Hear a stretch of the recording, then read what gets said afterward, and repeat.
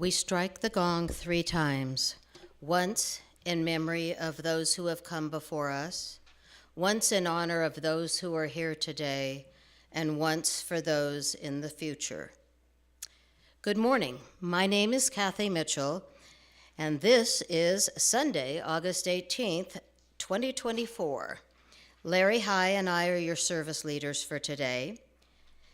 In this place, you can be yourself, whoever you are, however you describe yourself or name the holy, you're welcome here. We especially welcome those who are here for the first time and invite everyone to stay for coffee and conversation after the service so we can all get to know one another better. Our special thanks to our greeters, Alan Mary Herring, to our office administrator, Genevieve Gonzalez, to our media director, Jake Tranter, and today a special thanks to John Milner, who has stepped in to do media for us today. Thank you, John. And now our opening song, How Could Anyone Ever Tell You? And with this particular song, if you're feeling brave today, I invite you to turn to someone next to you and sing the song to them.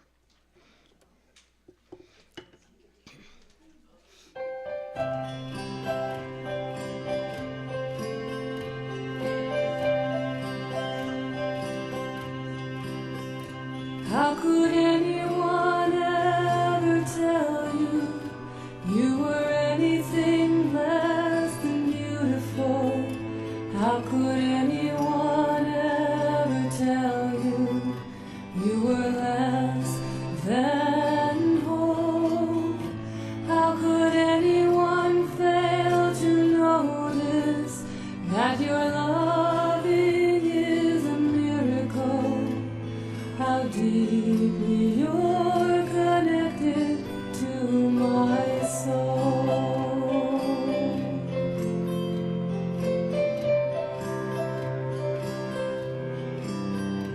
How could anyone ever tell you you were anything less than beautiful? How could anyone ever tell you you were less than whole? How could anyone fail to notice that your loving is a miracle? How deeply you're connected to my soul.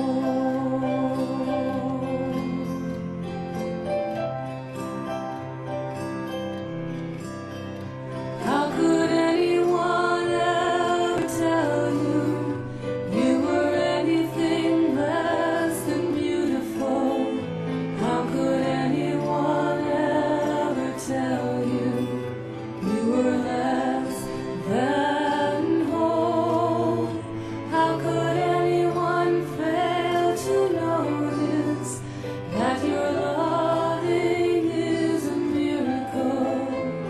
How deeply you're connected to my soul.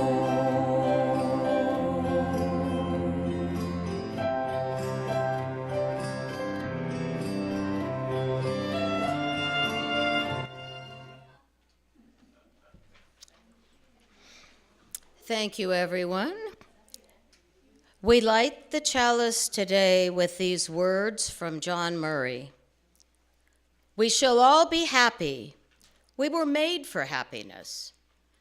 God hath created not but to bless.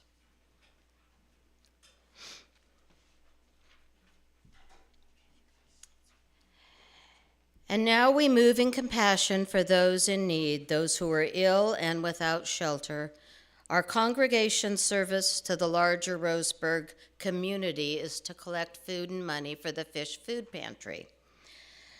This is a combined effort of several Roseburg churches. Thank you for your contributions. These will be put to good use.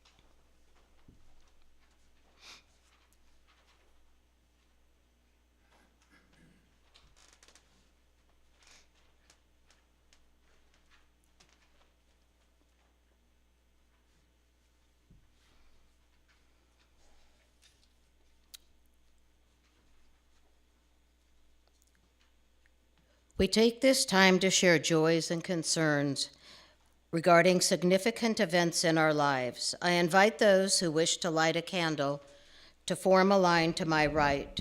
For spoken candles, please give your name and please be brief.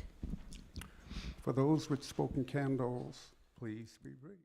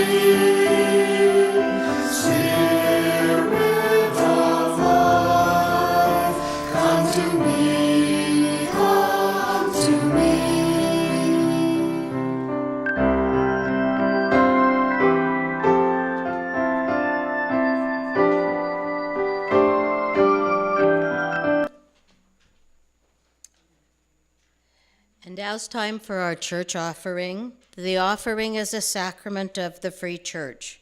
We're supported by the voluntary generosity of all who contribute. The offering will now be given and received in grateful appreciation of our shared hopes and dreams.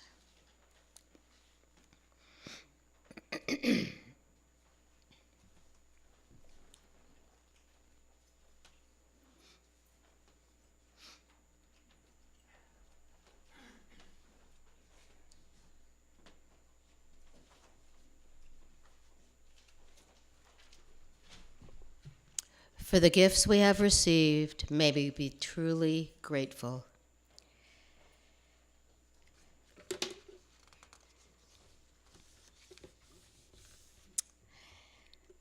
And now I have the pleasure of introducing our speaker today, Sharon Barlow Palm. She's currently our board president and coordinator of our children's program. She's been a Unitarian Universalist for about 50 years. Not sure anybody in the congregation is up there in that range except her. Oh, yep, JC. Sharon received her master's in liberal arts with an emphasis in creation theology from Naropa, Oakland in 1999. She notes that creation theology is not creationism, and as one way said, creation theology is probably a kissing cousin to Unitarian Universalist beliefs. Sharon has a passion for the well-being of children, and for 30 years she worked with ADC moms trying to keep their families together and with food stamp programs to keep people fed.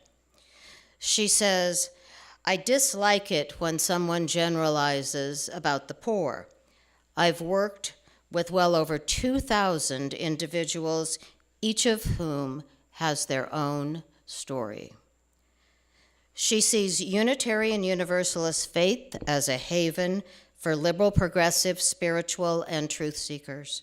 Sharon believes that if someone is held with love in this congregation and then seeks another faith, we've done our job in keeping them safe to seek.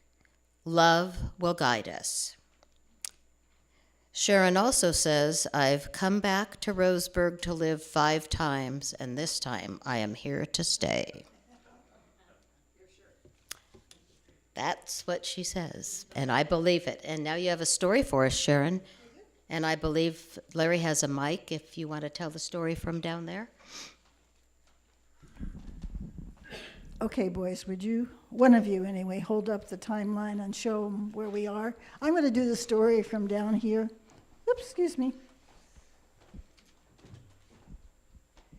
Okay, this is now, and the person we're talking about is up here, the date I'm talking about mostly is 1770. Now, there's more to this story about the timeline, and I'll tell you later. But if there was ever a folk hero in Unitarian Universalism, it is John Murray. And John Murray was born in December the 10th, 1741. And the reason why I can remember the birth date and year, because it's almost exactly 200 years before I was born. So his father one of his parents was an Anglican, one was a Presbyterian.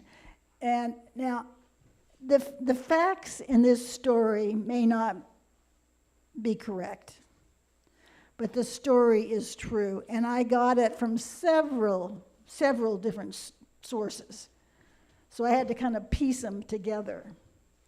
So his parents were strict Calvinists. Now I could understand, a Calvinist is somebody who's, your life is predestined. Now I could understand that for the Presbyterian, but I couldn't quite get it for the Anglican, but it's not my story. So John I think he became a Baptist. And then he got mixed up with somebody who preached a form of universalism, and he started preaching that. John was young, and he had a wife and child. And his wife and child became very, very sick. And he spent all of his money on doctors, and still they died. So in that era, I've read other stories. Now, if you were poor, you either got sent to the poorhouse, because he had no money left. Or they would ship him out of England. A lot of people went to Australia during that time. But in one article, it says that John Murray booked his passage to America. I sincerely doubt that. I think they probably just kicked him out. That's what I think. But not my story. So, right about this time of year, John Murray got on a ship, a big sailing ship, and he sailed for America on the ship, heading for New York. Now, I don't know if you know the eastern seaboard, but I looked this up. New York doesn't have a very big coastline at all. So anyway, there was a big storm. Gee, I understand about big storms. And they got swept onto a sidebar in, I think it's New Hope, New Jersey. In New Jersey, anyway. There, a man, Thomas Potter, had built a chapel, and it had been empty for 10 years. It was sort of the build it and they will come type of thing. But he had to wait 10 years. And anyway, when they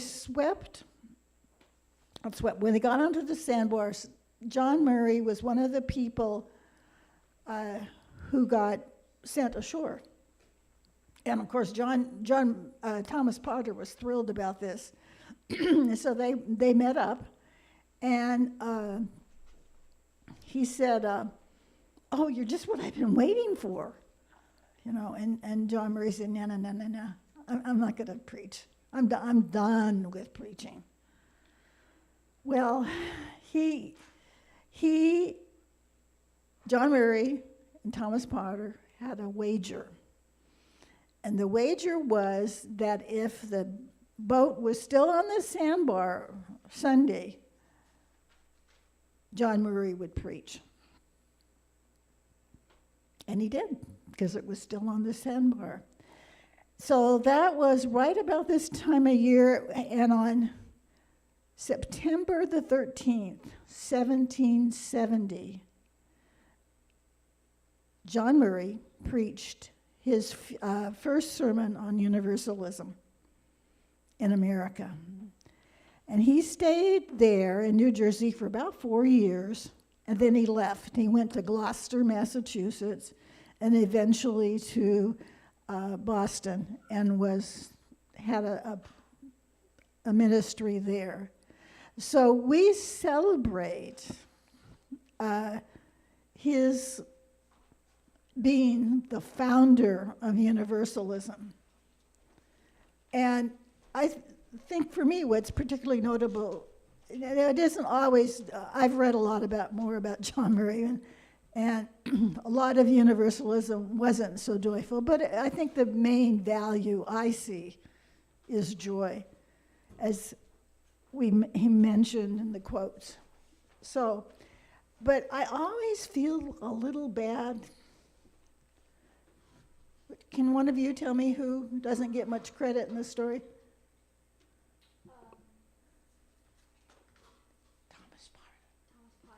Thomas Potter. Thomas Potter doesn't get much credit.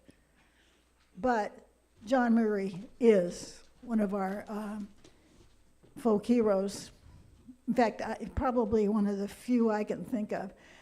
But other people, Alila, who comes here sometimes, heard this story in school. So it's a well-known story. Thank you.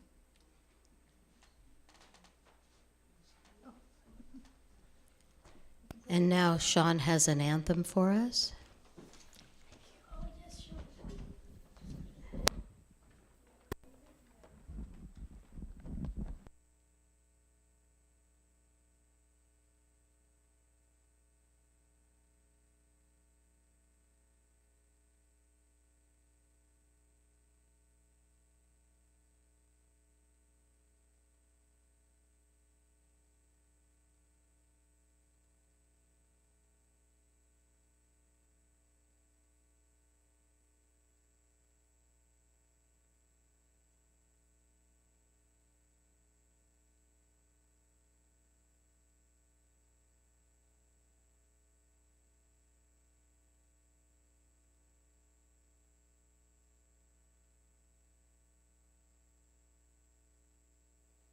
If you grew up in the 60s and 70s, you probably heard it.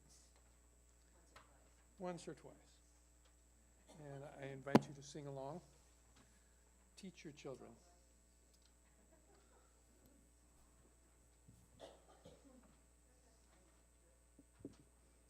Can you hear? All right.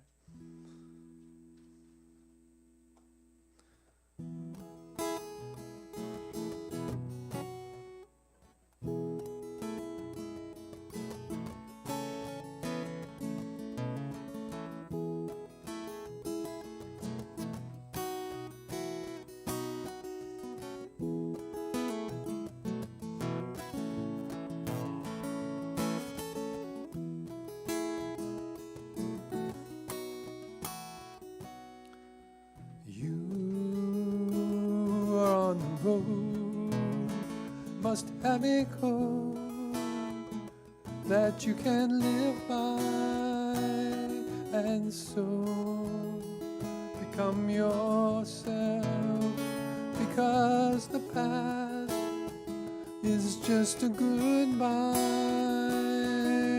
Teach your children well, their father's hair did slowly go by, and feed them on your dreams. The one they picks, the one you'll know by. Don't you ever ask them why. If they told you, you would cry. So just look at them and sigh, and know they love you. And you of tender years, then know the fears that your elders grew by, and so please help them with your youth. They seek the truth before they can die. Don't you let... I'm sorry?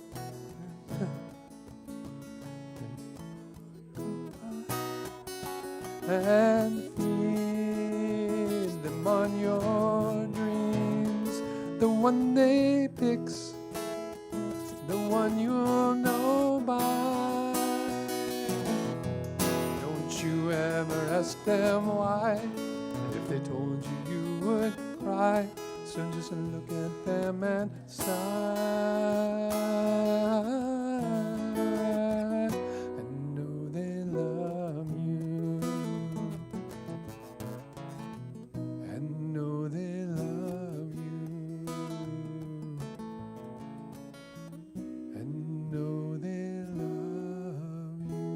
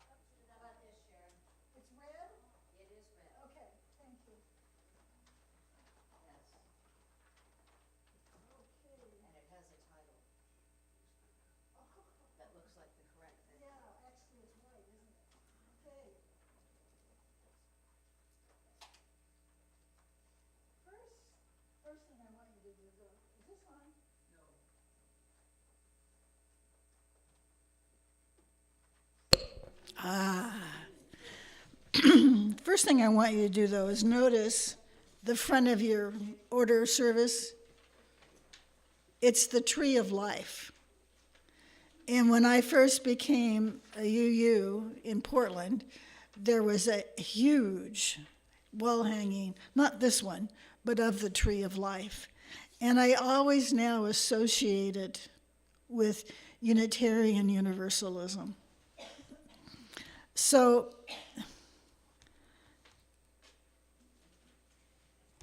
have any of you ever heard read the children's book, Alexander and the No Good, Very Bad Day?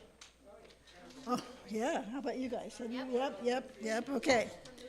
We have a copy downstairs, and it's worth a read sometime. Alexander is a boy with two brothers. And it's written, 50 years ago, over 50 years ago. I read it to my daughter. Okay, from the time Alexander wakes up, he bonks his head on something. It goes bad the whole day. And every time something happens, he says, it's a no good, very bad day. Can anybody say what he says next? I think I'll go to Australia. Okay. I hadn't planned on writing down my talk today. I was just going to wing it. Okay? I didn't do that. John said he wouldn't come up for the thing, but he would read my sermon. I said, I'm not going to read it. I'm not going to write it. It's going to be there. And he says, travesty. So anyway, I was just going to speak spontaneously. Now, I know the John Murray story very well, and I felt comfortable doing that, and I've done it several times in my head, and I felt confident that I could carry it off.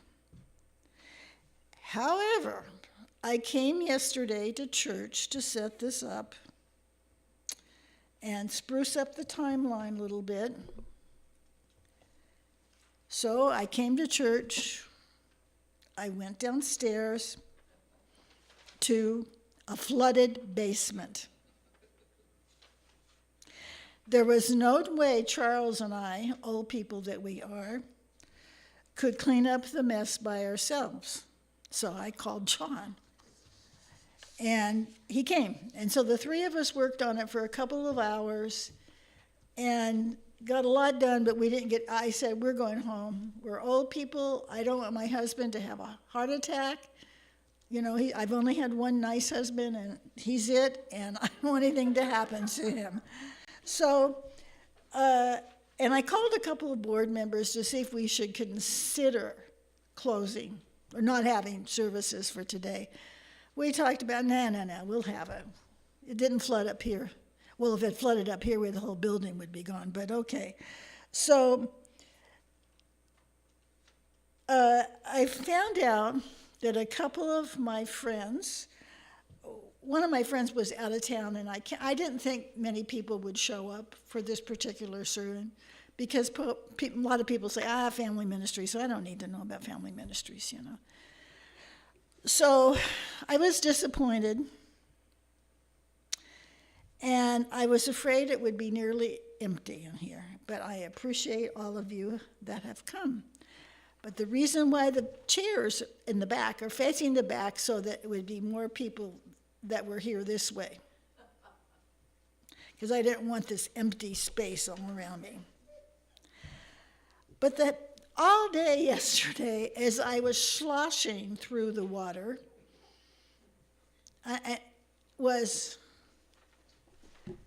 it's a no good, very bad day. I wish I was in Australia. Trust me, anywhere but here yesterday afternoon.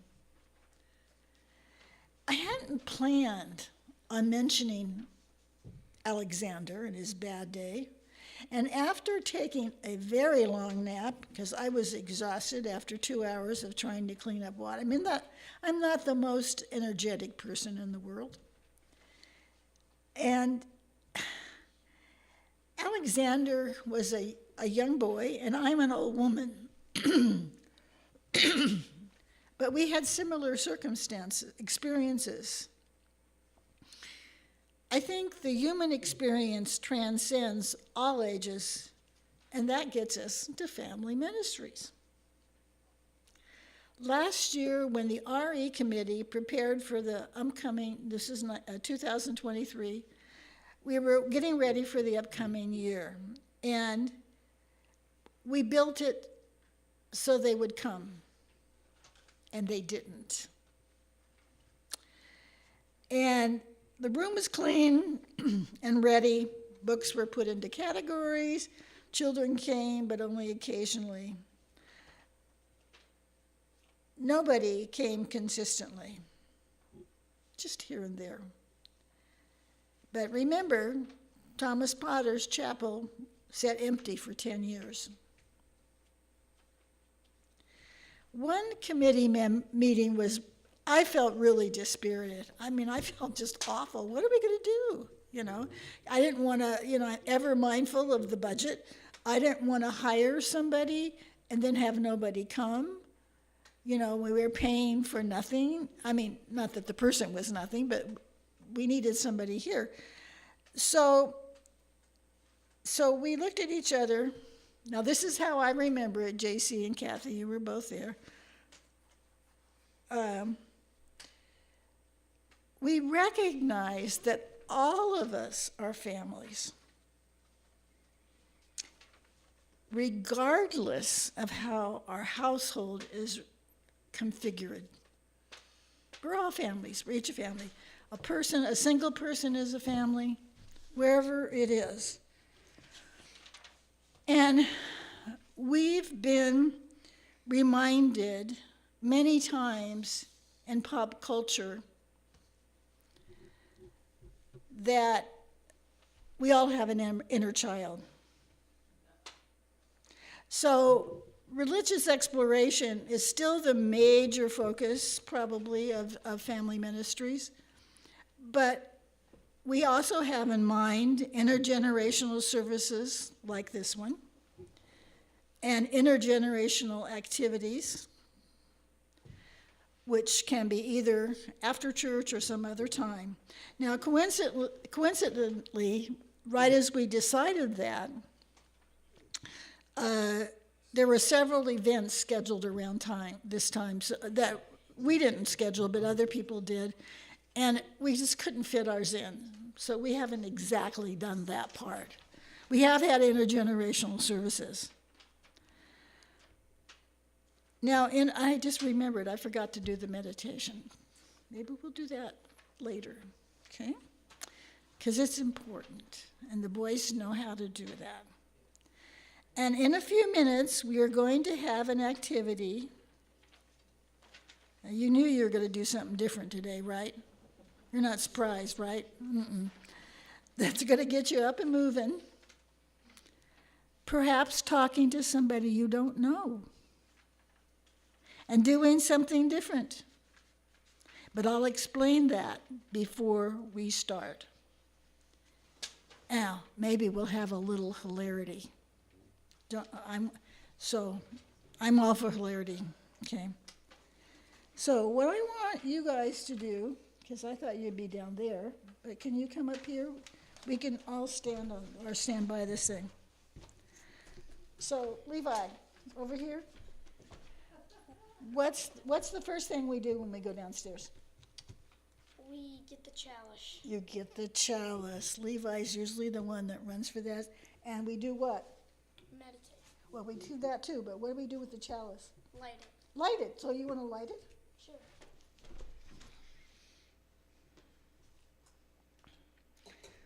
Now that's a virtual candle, saves fingers. It's a silver chalice. So, well, I think it's just plated, but still, it's pretty nice. Okay, then what do we do, Levi? tell how our week was gone. Okay. And then we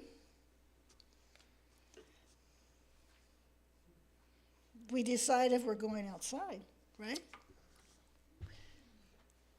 And if we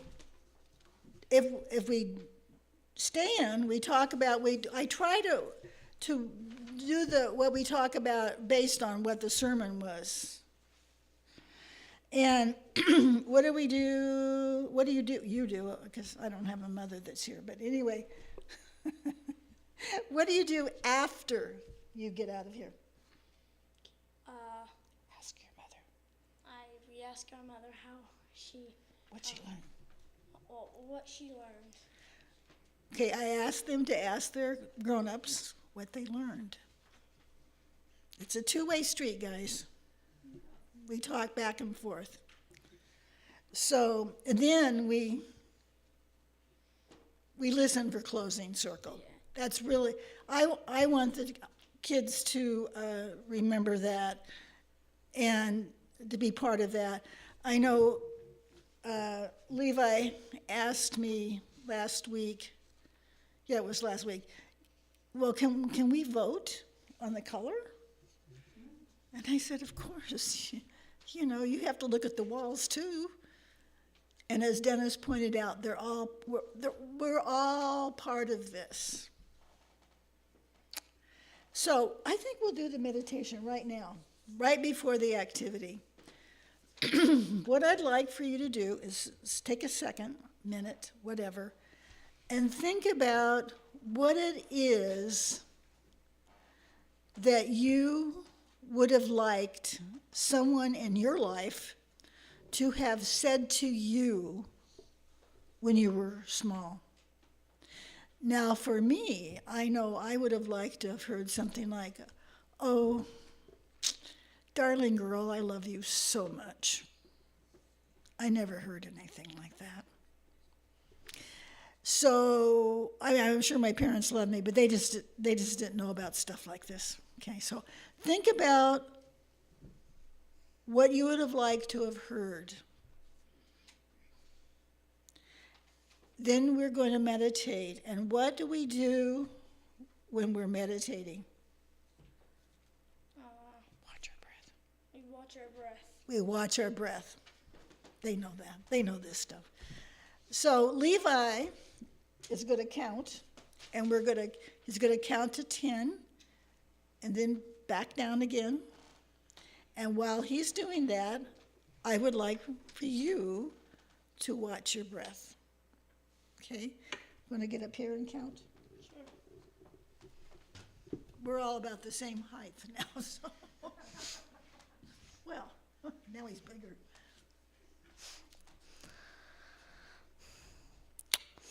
1, 2, 3, 4, 5, 6, 7, 8, 9, 10, 9, 8, 7, 6, 5, 4, 3, 2, 1. Thank you. Now, that's a meditation. Meditations don't have to be long. They can be a minute and be a meaningful meditation. It's your meditation. You get to choose. Okay, now for the activity. There are bags up here. Okay, the boys, in fact, you want to go ahead and start distributing them around. Okay? One to each person, kind of randomly. I hope there's not too many. I hope there's the right amount. Okay. Each bag has a picture on it. You have to find another person whose bag has the same picture on it. Okay? One bag has the foundation, The other bag, if you run out, boys, there's some down below, okay? The other bag has what you put on top of the foundation. So you have to talk to each other. Because one bag has instructions. Now, Levi, what's the one thing I tell you? I'll tell it. I tell, when we're downstairs, and Levi and Matt are my blessings, I'll tell you, I've enjoyed working with them so much. One thing I tell them is they have the right to say no. Because if your kids don't learn how to say no, especially to adults, but to other situations, they're not going to have to say no. If they say yes to everything, that could be pretty perilous, in my opinion. So I always remind them, so you have the right to say no. I hope you don't. But, okay, on to the activity. So, find the person, and those of you who are pictorially challenged,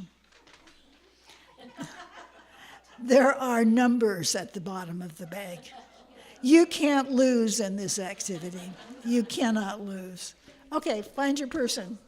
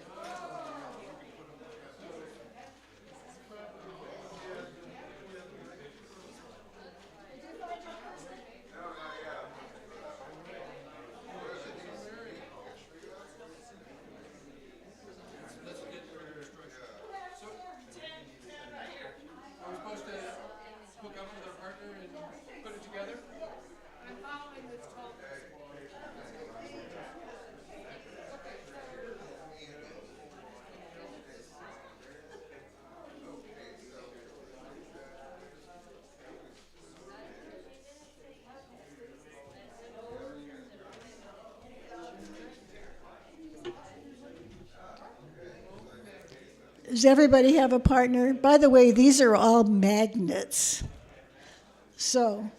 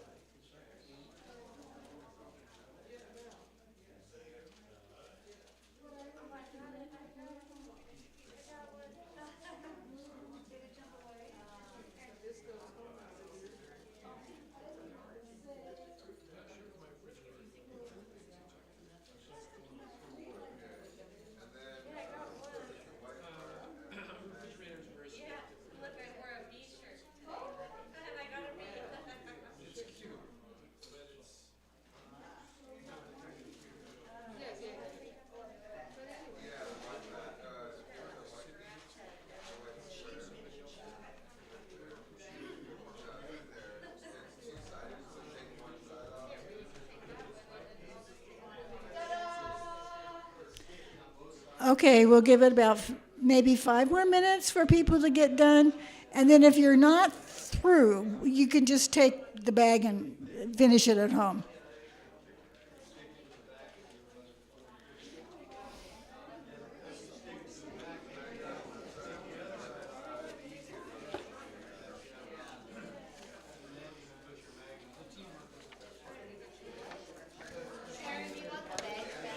No, you keep the bags.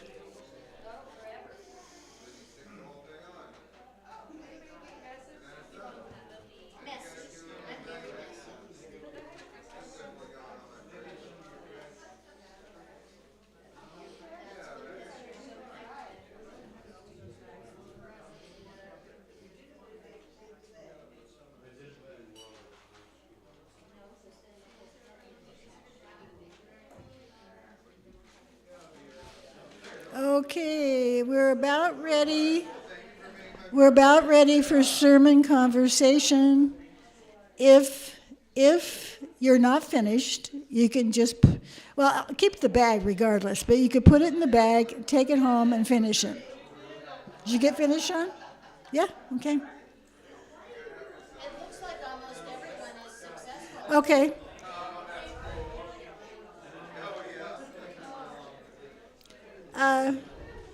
Levi or Matt, where are you? We need somebody to carry the microphone around.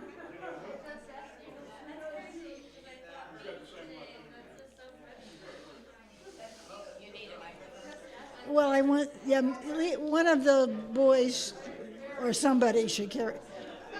Okay, everybody. Hello. Hello. That's what I do for my cat.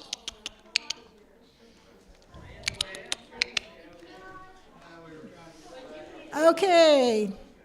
Sermon. Remember, if you're not finished, you could always take it home and finish it there. Some of the eyes didn't work very well, so you could always glue them on.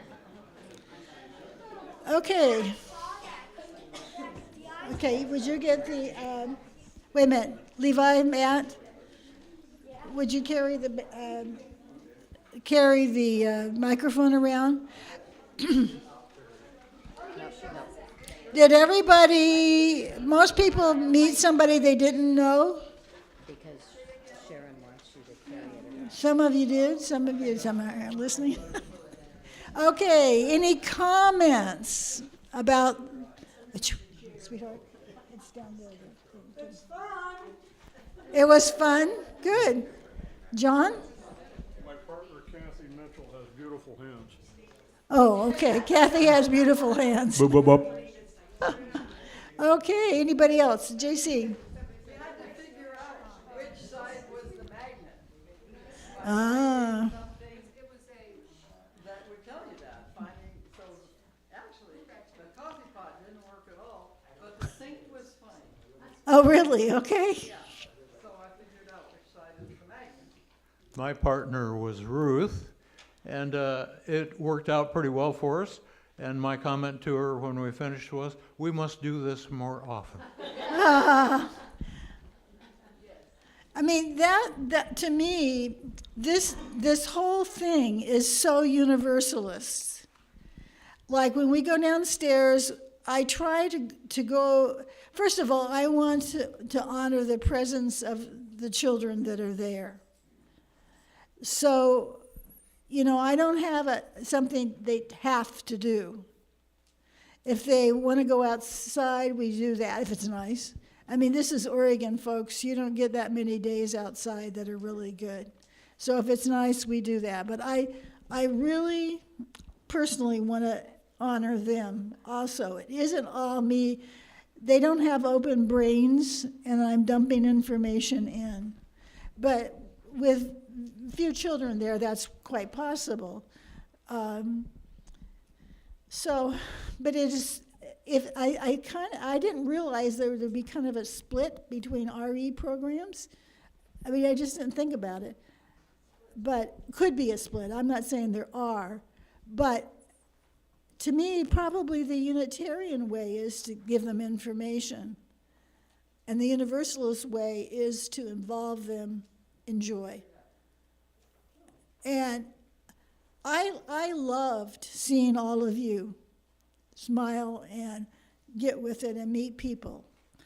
You know, there's always a chance where somebody will say, I don't want to do that. Especially when I gave you, you could say no. So anyway, thank you. I'm glad you participated. Is that, I don't have my glasses on. I think that's Sharon. Sharon Haig wants to talk. Okay, Sharon. Where's my partner? Hold your... Is that Gordon? Yes, Gordon was my partner. We complimented each other. Good. I was trying to figure out all the words, which were scant. Which was what? They were hardly there. And Gordon said, look at the pictures. Follow the pictures. I said, oh, great. I'm glad there were pictures. I told her psychologically I'm told that I'm visually oriented, so when I see things, I remember them. When I'm told things, especially by my wife, I do not remember them. So, and Al, maybe we can do this again. Not every Sunday, but sometime in the future. And remember, if we have family ministries, I worked for an agency that was family services for many, 30 years. So I keep wanting to call this family services, but it's family ministries. If we'll have activities that we do, outside of church hours, like a cold Saturday in November, and have hot chocolate and movies and something like that, and have some fun in our lives. So thank you all for participating. And now we have... Wait. More? Matt and I got hooked up with our llama bags, so there was no problema. And we did these wonderful, wonderful swirly snails. And his only came with one eye. And I said, well, you can have one of my eyes. And he's like, no, I want a cyclops. And you named your guy? Cyclopsia. Cyclopsia, isn't that cool? So I just, my little counterpart decided that she wanted to have the same experience, that she only needed one eye. And so this is Cyclopsisis. So I can remember this wonderful experience. Thank you, Sharon. I have to tell a story of myself now that Lori Jo said to me. I was first telling her about this about a month or so ago, about the idea, the concept, and she says, Sharon, that may not be a bad idea, but you better flush it out a little bit. So that's what I did. So now, a place in the choir? Yes. Unless there's anybody else?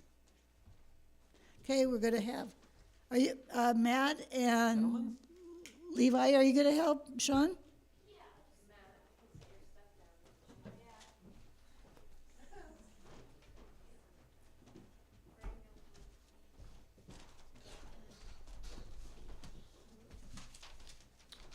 Okay, so the name of this song is A Place in the Choir.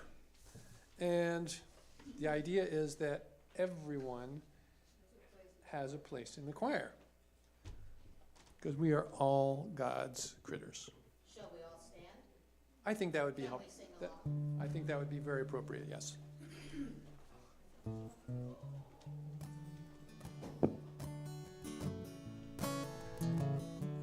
Now, there's two things you need to know about this song, the way that I like to do it.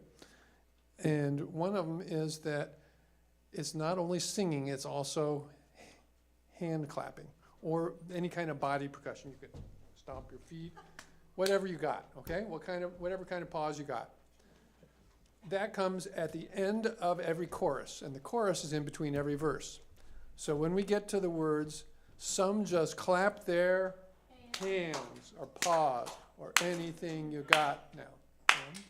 1, 2, 3, 4, okay? So you're gonna clap through that part, starting with the word hands, and then 4 more claps after it. And that takes, excuse me, that takes us back into the next verse. And at the end of every verse, there's some animal voices. For instance, at the end of the first verse, the old cow just goes moo, and then we all go in our beautiful cow voices, moo. Okay, got it?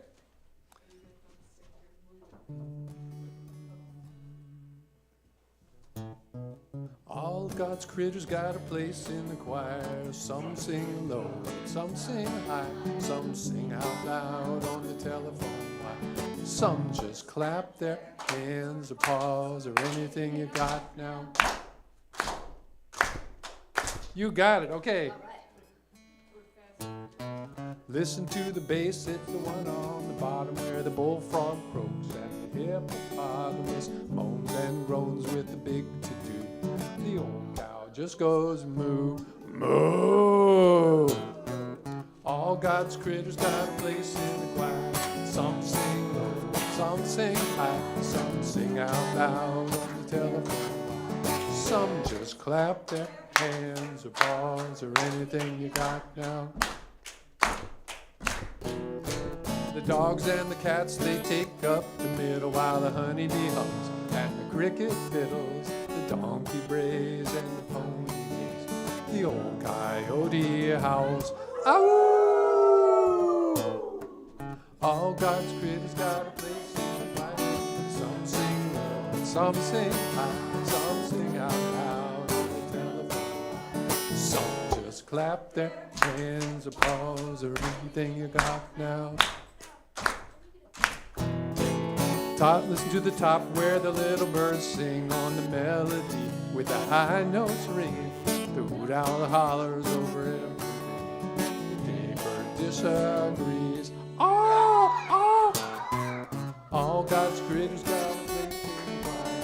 Some sing low, some sing high, some sing out loud on the telephone. Some just clap their hands or paws or anything you got now. Singing in the nighttime, singing in the day. The little duck quacks and she's on her way. The possum ain't got much to say. The porcupine talks to himself. Humph! All God's critters got a place in the choir. Some sing low, some sing high, some sing out loud. Some just clap their hands or paws or anything you got now. It's a simple song of living sun everywhere by the ox and the fox, the grizzly bear, the grumpy alligator and the hawk above, the sly raccoon and the turtle dove. Ooh, ooh.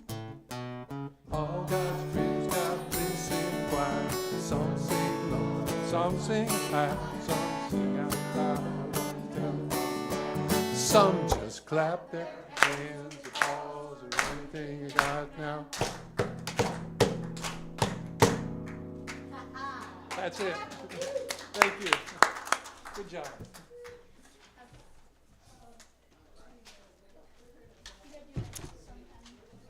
Okay.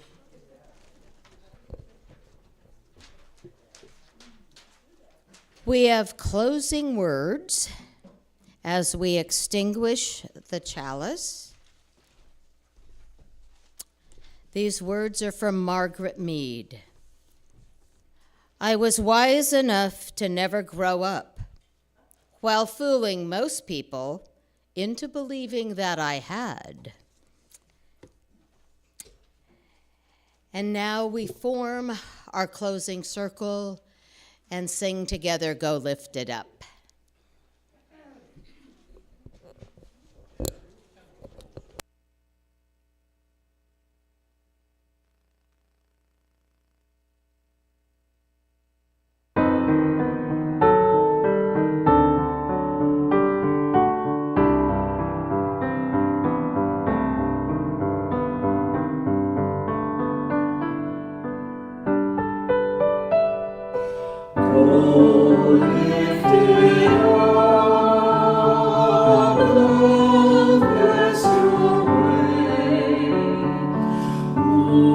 Moonlight, starlight, guide